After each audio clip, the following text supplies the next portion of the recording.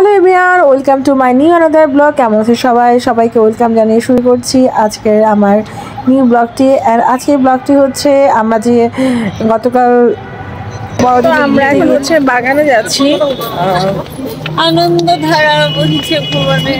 আমরা এখন বাগানে যাচ্ছি। আসলে চারদিকটা এত লাইটিং দেখতে মাশাআল্লাহ সবাই এত সুন্দর করে।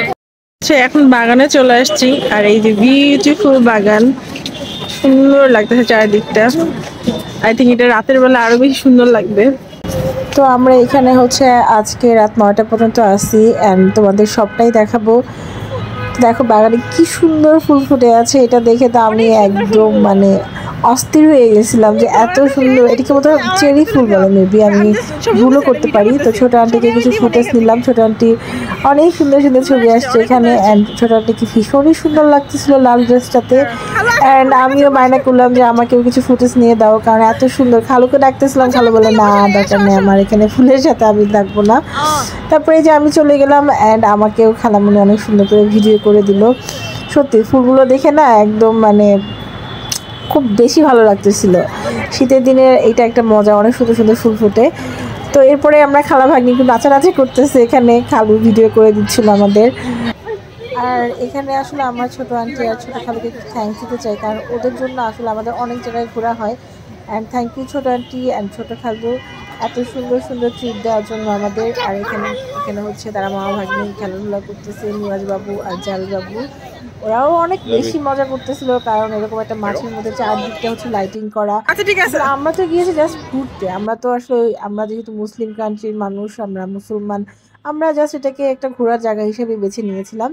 আর এখানে হচ্ছে খ্রিস্টানদের যে ওই যে কি বলে এটাকে, যিশু টিশু, তো ওদের সরি হয়ে বলার জন্য তো ওদের মূর্তি করা হয়েছিল এখানে। আর এখানে টিভিতে ওরা ওদের কাহিনীটা দেখাচ্ছিল।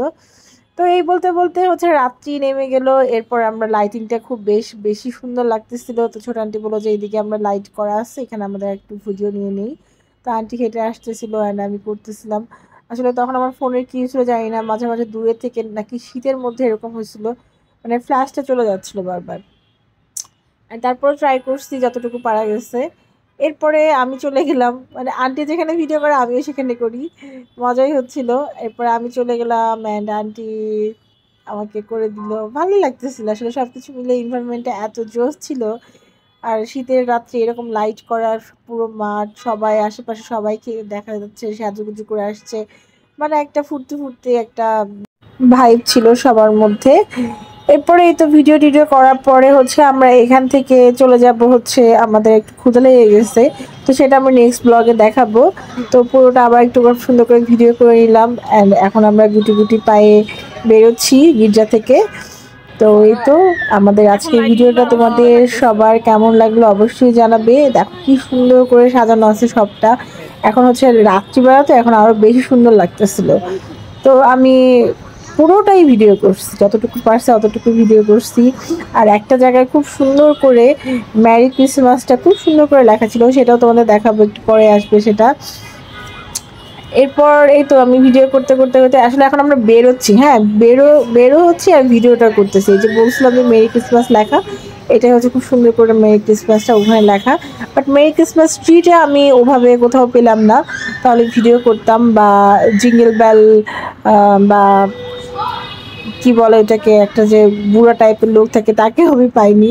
এনিওয়ে এরপরেই তো খালা ভাগ্নি বেরোয় যাচ্ছি, আমরা সবাই মিলে বেরোয় যাচ্ছি। তো ঠিক আছে, আজকে ভিডিওটা কেমন লাগলো অবশ্যই তোমরা জানাবে অ্যান্ড পাশে থাকবে, সাপোর্ট করবে, একটা করে সাবস্ক্রাইব করে দিবে। ভালো থেকো সবাই, আল্লাহ হাফেজ, টাটা, গুড নাইট।